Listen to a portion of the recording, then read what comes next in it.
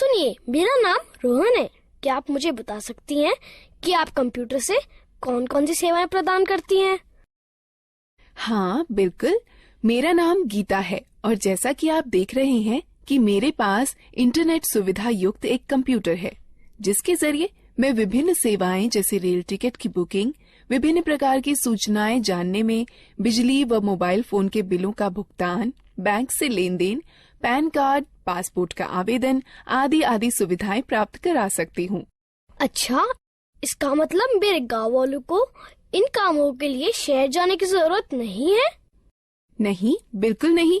यदि गांव में इंटरनेट युक्त कंप्यूटर सुविधा उपलब्ध है, तो गांव वालों को इन सुविधाओं को प्राप्त करने हेतु शहर जाने की आवश्यकता नहीं है। अरे, ये तो बहुत ही अच्छा है। मुझे पूरा विश्वास है कि यह सब जानकर गांव वाले भी मेरी तरह बहुत प्रसन्न होंगे। हाँ बिल्कुल, आप इन्हें गांव वालों को अवश्य बताइए। सुनिए, मेरा नाम राम प्रसाद है। आप कौन कौन सी ऑनलाइन सेवाएं प्रदान कर सकती हैं? क्या मेरे शहर गए बगैर आप मेरी बिजली बिल का भुगतान यहीं से करवा सकती हैं? मुझे यात्रा करने में बड़ी तकलीफ होती है। हाँ बिल्कुल, आप इतनी दूर गए बगैर अपना बिजली का बिल भुगतान यहीं से कर सकते हैं। ऐसा है तो ये मेरे लिए बहुत ही सुविधाजनक होगा। क्या आप कंप्यूटर के जरिए फसल के बाजारू भाव भी बता सकती हैं? हाँ बिल्कुल, मैं कंप्यूटर पर इंटरनेट के जरिए वर्तमान में फसल के भाव भी बता सकती हूँ। यह तो आश्चर्यजनक है कि हम ये सारी सुविधाएं गांव में भी प्राप्त कर सकते हैं। हाँ, इंटरनेट के जरिए ये सभी सुविधाएं आप अपने गांव में ही प्राप्त कर सकते हैं। मैंने सुना है कि आजकल इंटरनेट की सुविधा मोबाइल फोन पर भी उपलब्ध है। क्या ये सत्य है? हाँ रोहन, न केवल मोबाइल फोन बल्कि आजकल लोग स्मार्टफोन अथवा टैबलेट पर भी इंटरनेट कनेक्शन का उपयोग बहुत सारे कामों के लिए करते हैं। यह सब सुनने में बहुत रुचिकर लगता है।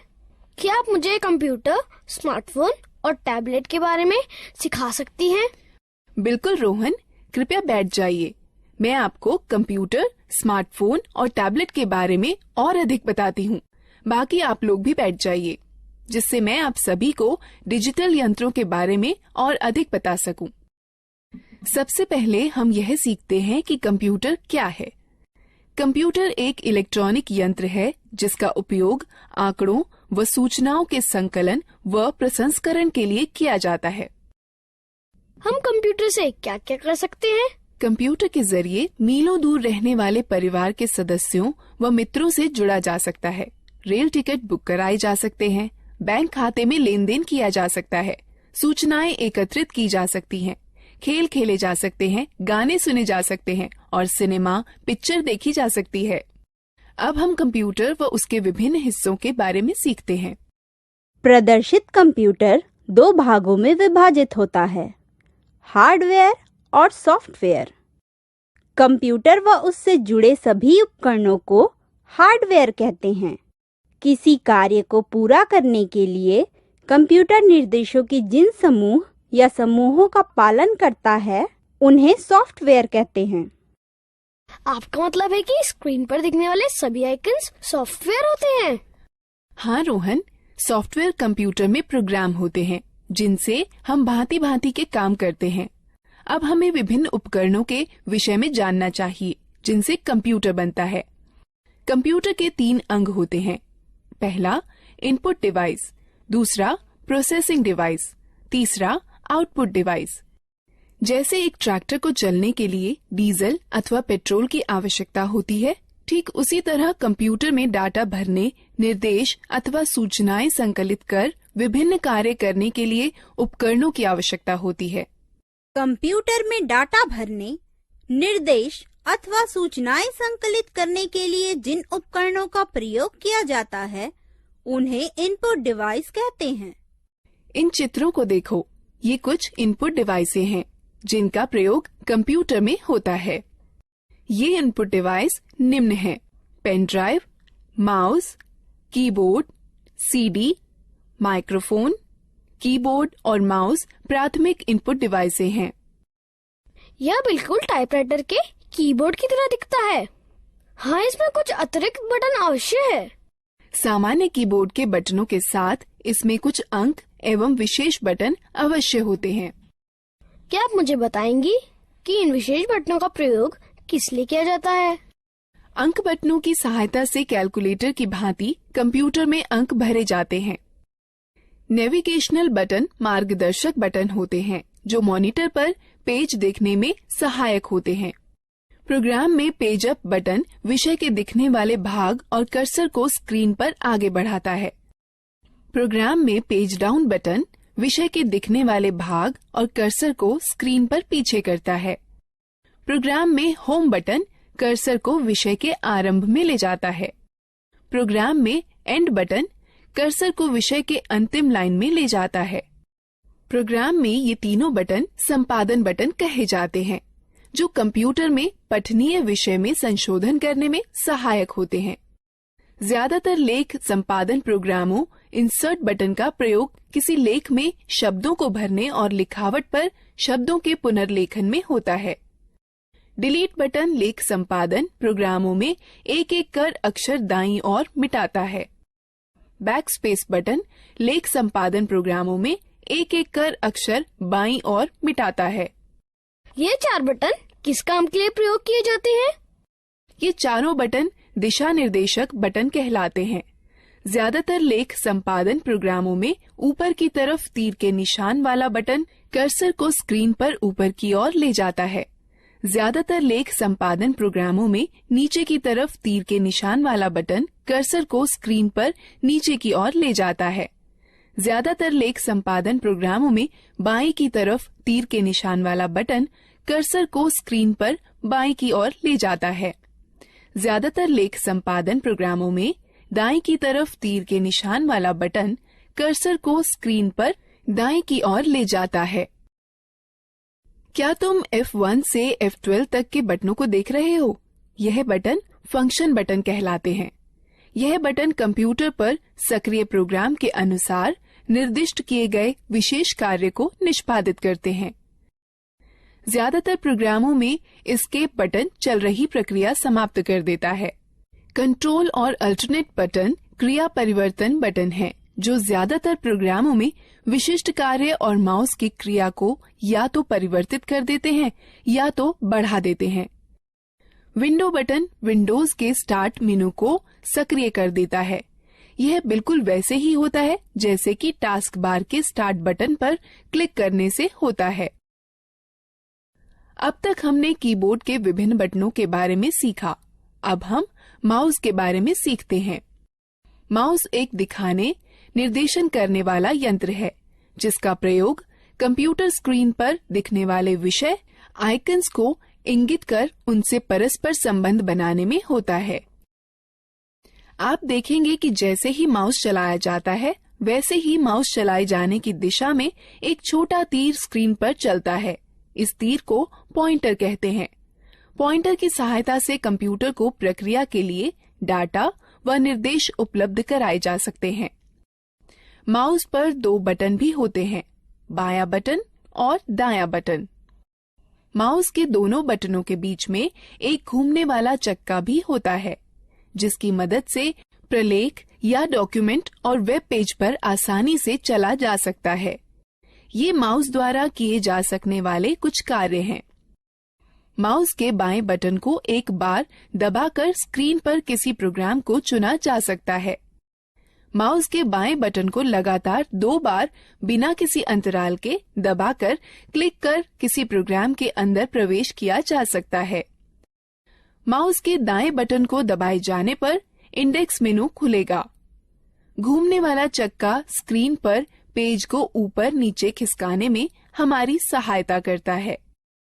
जिस तरह दानों से भूसी निकालने या गेहूं को पीसने में ग्राइंडिंग मिल एक प्रोसेसिंग मशीन की तरह काम करती है, उसी तरह कंप्यूटर में वह यंत्र जो डाटा संग्रहण और संरक्षण को नियंत्रित करते हैं वह प्रोसेसिंग डिवाइस कहलाते हैं। कंप्यूटर प्रोसेसर या सीपीयू प्रोसेस की जाती है, फिर कंप्यूटर की मेमोरी या आरएएम में संरक्षित की जाती है।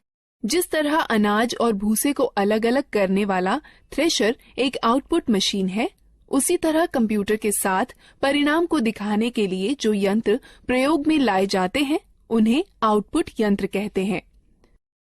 मॉनिटर एक बहुत ही सामान्य आउटपुट यंत्र है। मॉनिटर स्क्रीन है जिसका प्रयोग आउटपुट जैसे शब्दों, अंकों व चित्रों को देखने में होता है। मॉनिटर दो तरह के होते हैं, कैथोड रे ट्यूब और flat panel display. Printer computer से प्रसंस्कृत डाटा लेता है जिसे सॉफ्ट कॉपी कहते हैं और उसे छापकर निकालता है जिसे हार्ड कॉपी कहते हैं। कंप्यूटर पर दिखने वाले किसी चित्र या लेख को सॉफ्ट कॉपी कहते हैं तथा उसी के छपे हुए को हार्ड कॉपी कहते हैं। प्रिंटर तीन तरह के होते हैं, इंकजेट प्रिंटर, लेजर प्रिंटर और डॉट मैट्रिक्स प्रिंटर। स्पीकर एक आउटपुट यंत्र जिसके द्वारा हम आवाज सुनते हैं। स्पीकर के बिना हम गाने अथवा आवाज विषयों आदि को सुन नहीं सकते। हेडफोन कंप्यूटर से आवाज आउटपुट देता है। ये स्पीकर की तरह होते हैं किंतु इन्हें कानों पर पहना जाता है, इसलिए एक समय में केवल एक ही व्यक्ति आउटपुट सुन सकता है। प्रोजेक्टर एक आउटपुट यंत्र है जिससे किसी लेख या चित्र को समतल स्क्रीन पर दिखाया जाता है। अधिकतर प्रोजेक्टर का प्रयोग सम्मेलनों में या प्रस्तुतिकरण में होता है जिसके द्वारा प्रदर्शित होने वाले कई लोग एक साथ देख सकते हैं। अब तक हमने कई तरह की इनपुट प्रोसेसिंग व आउटपुट डिवाइसों के बारे में जाना है। अब हम लोग मजेदार गतिविधि में भाग लेंगे। दीदी, कंप्यूटर सारा डाटा कहाँ संचित करता है? जिस तरह तुम्हारा दिमाग बहुत सी आवश्यक चीजों को याद रखने में तुम्हारी मदद करता है, उसी तरह कंप्यूटर डाटा संचित करता है जिसे कंप्यूटर मेमोरी कहते हैं। कंप्यूटर की मेमोरी दो तरह की होती है, प्राथमिक अथवा मुख्य मेमोरी और द्वितीयक मेमोरी। मुख्य प्राथमिक मेमोरी बहुत तेज है, इसे रैम कहते हैं। इसका अर्थ रैंडम एक्सेस मेमोरी अथवा रैम होता है। कंप्यूटर की गति रैम पर निर्भर करती है। डाटा और निर्देश मुख्य मेमोरी में संचित रहते हैं, जहां से ये प्रोसेस कर रिजल्ट प्राप्त करने के लिए सीपीयू में पुनः प्राप्त किए जा सकते हैं। रैम वह मेमोरी होती है जहां सारे प्रोग्राम संचित किए जाते हैं। कंप्यूटर की गति रैम पर निर्भर होती है। कैश मेमोरी वह मेमोरी है जो रैम का अंग होती है और प्रोसेसर के बहुत पास होती है। इसका प्रयोग प्रोसेसिंग गति को सुधारने में किया जाता है। प्राथमिक मेमोरी सीमित होती है, इसलिए असीमित डाटा को सुरक्षित करने के लिए द्वितीयक मेमोरी का प्रयोग करते हैं। चूंकि कंप्यूटर द्वितीयक मेमोरी पर सुरक्षित डाटा को सीधे प्रोसेस नहीं कर सकता, अतः प्रोसेस करने के लिए पहले रैम पर उसकी नकल तैयार की जाती है। ये कुछ डिवाइस हैं जो द्वितीयक मेमोरी की तरह कार्य करती हैं, पेन ड्राइव, हार्ड डिस्क और डीवीडी। तो एक कंप्यूटर डाटा को अपनी मेमोरी में कैसे सुरक्षित करता है? कंप्यूटर सभी सूचनाएं केवल दो अंकों 0 और 1 में संचित करता है। एक अकेली बाइनरी डिजिट अर्थात 1 अथवा 1 0 को बिट कहते हैं। 8 बिट्स के ग्रुप को एक बाइट कहते हैं। इस सारणी को देखो, इसमें बिट्स और बाइट्स के बीच के संबंध को दिखाता है।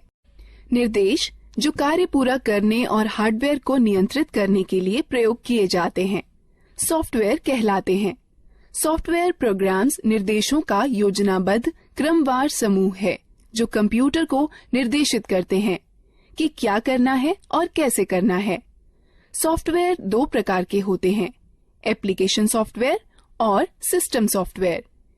एप्लीकेशन सॉफ्टवेयर वो प्रोग्राम होते हैं जो उपयोगकर्ता को कंप्यूटर में विशिष्ट कार्य को पूरा करने में मदद करते हैं।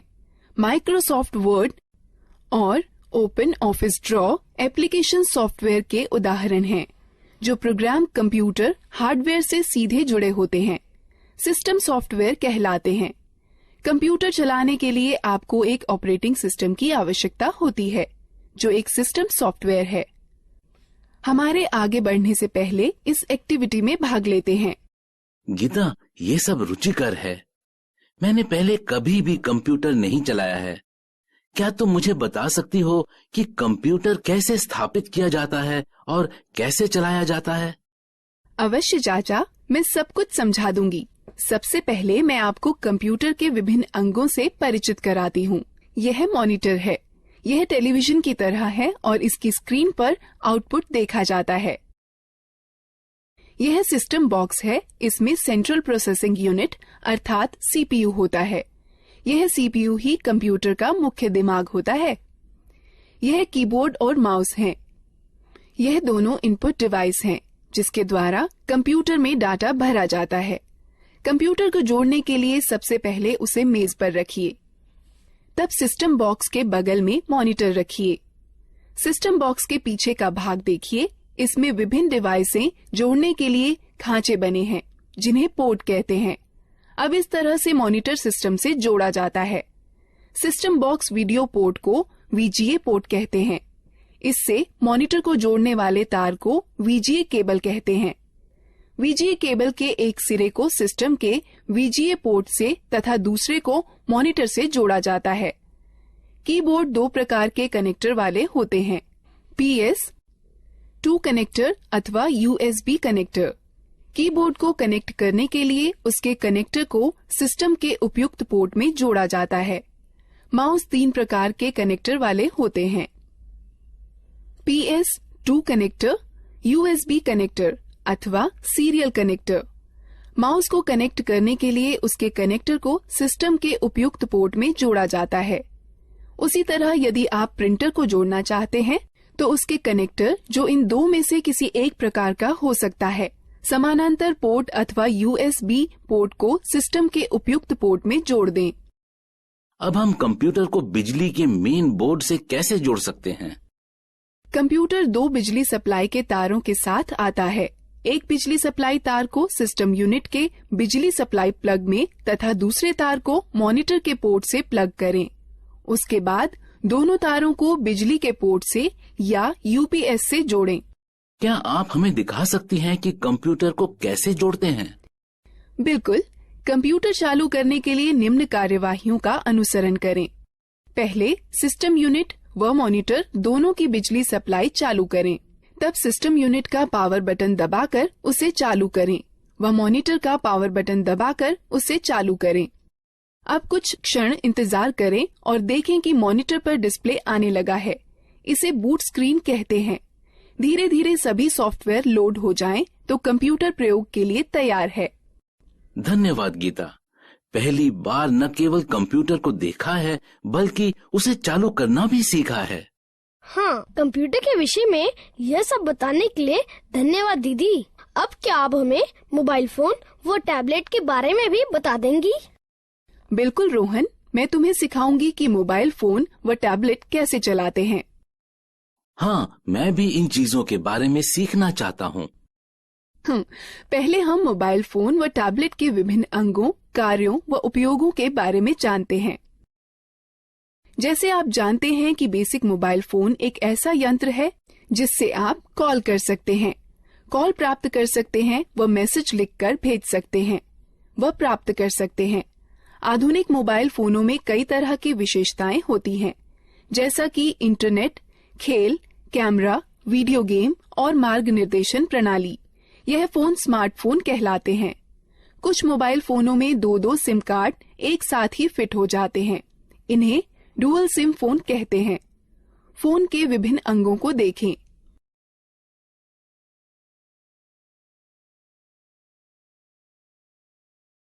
गीता, क्या तुम मुझे दिखा सकती हो कि फोन में सिम व बैटरी कैसे डालते हैं? बिल्कुल, बस निम्न प्रक्रियाओं का अनुसरण करें। पहला, फोन को स्विच ऑफ कर दें और पीछे का कवर निकाल दें। उसके बाद फोन की बैटरी निकाल दें। तब सिम खांचे में सिम डाल दें। अंत में बैटरी व कवर पुनः लगा दें और फोन को चालू करें। धन्यवाद गीता। मुझे फोन की बैटरी चार्ज करने में भी समस्या होती है। चिंता न करें, बस निम्न प्रक्रियाओं का अनुसरण करें। पहला, चार्जर को दीवार पर बिजली के बोर्ड में लगाएं। तब चार्जर को फोन में लगाएं।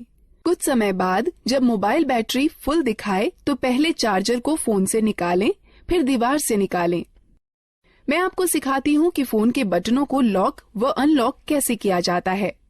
हमें बटनों को लॉक क्यों करना चाहिए? चाचा, जब आप लंबे समय तक फोन का प्रयोग न कर रही हों तो उसे लॉक करके रखना अच्छा होता है। इसकी यह प्रक्रिया है। फोन लॉक करने के सिलेक्ट मेन्यू पर जाइए और स्टार बटन दबाइए। अब ये लॉक कैसे खुलेगा? इसे खोलने के लिए फोन का अनलॉक बटन दबाइए और तब स्टार बटन दबाइए। मेरे पास ये नया मोबाइल है और मुझे यहाँ तक नहीं पता है कि इसकी विशेषताएं कैसे देखें। आप अपने मोबाइल की विशेषताएं देखने के लिए पहले मेनू आइकन छुएं या मेनू बटन दबाएं, जिससे फोन के सारे फीचर दिखाई पड़ने लगेंगे, और पीछे जाने के लिए पीछे आइकॉन को छुएं या बटन को दबाएं। पुनः आरंभ में जाने के लिए होम आइकन को छुएं या बटन को दबाएं। बेसिक फोन अथवा टच स्क्रीन फोन रिंगटोन घंटी बदलने के लिए निम्न प्रक्रिया अपनाएं।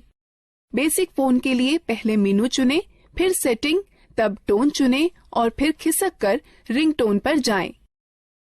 तब गैलरी खोलने के लिए खिसक कर गैलरी पर जाएं, जहां पर कई रिंगटोनों की सूची दिखाई देगी। अब आप अपनी इच्छा अनुसार टोन का चयन कर सकते हैं। टच स्क्रीन फोन रिंगटोन बदलने की प्रक्रिया। पहला, होम आइकन को छुएं, फिर मेनू आइकन को छुएं, फिर पर्सनलाइजेशन सेटिंग्स आइकन को छुएं, फिर सेटिंग आइकन को छुएं, फिर प्रोफाइल सेटिंग आइकन को छुएं। तब रिंगटोन या नोटिफिकेशन रिंगटोन आइकन को छुएं। तब रिंगटोन की सूची में खिसक कर अपनी इच्छानुसार रिंगटोन चुनें। तब ठीक ओके। मैं अपने फोन में अलार्म सेट करना चाहता हूँ। क्या सुबह जल्दी अलार्म सेट करने में आप मेरी मदद कर सकती हैं? निम्न प्रक्रिया से आप स्वयं कर सकते हैं। बेसिक फोन के लिए पहले मेनू में अनुपयोग चुनें, फिर अलार्म घड़ी, उसके पश्चात अलार्म का समय सेट करके सेव चुनें, फिर खिसक कर रिंगटोन पर जाएं। यदि आप अलार्म को दोहराना चाहते हैं तो चयन के विकल्प में जा दोहराना, फिर दिनों का चयन कर संपन्न चुनें। टच स्क्रीन फोन में निम्न प्रक्रिया अपनाएं। पहले मेनू को छुएं, तब घड़ी को छुएं, तब अलार्म को छुएं, अलार्म का समय सेट करके सेव चुनें। दीदी, क्या आप हमें टैबलेट के बारे में बता सकती हैं? हाँ जरूर, मैं अभी बताने ही वाली थी। टैबलेट एक कॉम्पैक्ट डिवाइस है जो एक स्मार्टफोन अथवा एक लैपटॉप अथवा कंप्यूटर की तरह है। आजकल टैबलेट अपने सुविधाजनक आकार और फीचर के सरल उपयोग के कारण बहुत लोकप्रिय हो गए हैं। इनका उपयोग हम इंटरनेट पर ब्राउजर, मेल चेक करना, डाउनलोड और किताबें पढ़ने, गेम खेलने, वीडियो देखने के अलावा संगठक के रूप में किया जा सकता है। टैबलेट विभिन्न प्रकार के होते हैं। यहाँ पर कुछ हैं। बुकलेट टैबलेट पीसी का सबसे सरलतम रूप है, जो किताब की तरह दिखता है। इस डिवाइस के दोनों तरफ डिस्प्ले होता है और इसकी कार्यप्रणाली दोनों तरफ छूने से कार्य करती है। यह हस्तलेख को पहचानने वाला सॉफ्टवेयर होता है, जो तुम्हें स्क्रीन पर वैसे ही लिखने की अनुमति देता है जैसे कि आप पेपर पर लिख सकते हैं। स्लेट सबसे साधारण और सबसे ज्यादा पाया जाने वाला टैबलेट पीसी है, जो अधिकतर मनोरंजन के लिए, फिल्म देखने के लिए, इंटरनेट चलाने के लिए, वीडियो देखने, वीडियो कॉल करने और दोस्तों के साथ चैट करने के लिए प्रयोग किया जाता है। कन्वर्टेबल टैबलेट लगभग पारंपरिक लैपटॉपों की तरह के ही होते हैं। इसमें बस एक बड़ा फर्क यह होता है कि इनसे टच स्क्रीन डिस्प्ले होता है, जिसे 180 डिग्री तक घुमाया भी जा सकता है। हाइब्रिड टैबलेट में स्लेट और कन्वर्टेबल टैबलेट दोनों की सबसे अच्छी विशेषताएं सम्मिलित होती हैं। हाइब्रिड टैबलेट अलग हो सकने वाले कीबोर्ड के साथ आते हैं, जो कि दिए गए स्लॉट के जरिए स्लेट पीसी में जोड़कर टैबलेट पीसी में बदले जा सकते हैं। एक रग्ड टैबलेट उन उपयोगकर्ताओं के लिए अच्छा है जो कठिन वातावरण परिस्थितियों में कार्य करते हैं। इनके अंदर की हार्ड ड्राइव झटकों को सहन करने वाली और इनका सुरक्षात्मक कवच इन्हें काफी टिकाऊ बनाता है। यह एक बात आपके लिए ध्यान में रखना अति आवश्यक है कि प्रथम बार इनका उपयोग करने से पूर्व इनकी बैटरी को कम से कम 6 से 7 घंटे चार्ज करना चाहिए, जब तक कि बैटरी पूर्ण रूप से चार्ज न हो जाए। हम बैटरी कैसे चार्ज करते हैं? इन चरणों का अनुसरण करो। पहला, केबल को चार्जिंग हेड में लगाएं और प्लग को स्टैंडर्ड एसी पावर में लगा दें। डिवाइस अपने आप चार्ज होने लगती है। डिवाइस के पूरा चार्ज होने के बाद चार्जर को प्लग से हटा देना चाहिए। डिवाइस में ऊर्जा संरक्षण हेतु पावर सेव बटन को दबाकर स्क्रीन को बंद किया जा सकता है। स्क्रीन को पुनः चालू करने के लिए यह प्रक्रिया दोबारा करें। डिवाइस को बंद करने का सही तरीका क्या है? जब आपको डिवाइस बंद करनी हो तो निम्न चरणों का अनुसरण करें। पहले, पावर बटन को कुछ क्षण के लिए दबा कर रखें। तब टैबलेट को बंद करने के लिए मेनू खुलने पर दिखाई देगा। तब पावर ऑफ पर टच कर डिवाइस को बंद करें। एक टैबलेट की होम स्क्रीन एप्लीकेशन फंक्शन मेनू के लिए स्टार्टिंग पॉइंट है। आप अपनी होम स्क्रीन को एप्लीकेशन आइकन्स शॉर्टकट फोल्डर को जोड़ करके कस्टमाइज कर सकते हैं। अतिरिक्त डिस्प्ले स्क्रीन के लिए स्क्रीन को दाएं अथवा बाएं खिसकाएं। तो तुमने सीखा कि कैसे लैपटॉप, कंप्यूटर, मोबाइल फोन और टैबलेट को इस्तेमाल करते हैं। अब हम इस प्रक्रिया में भाग लेते हैं।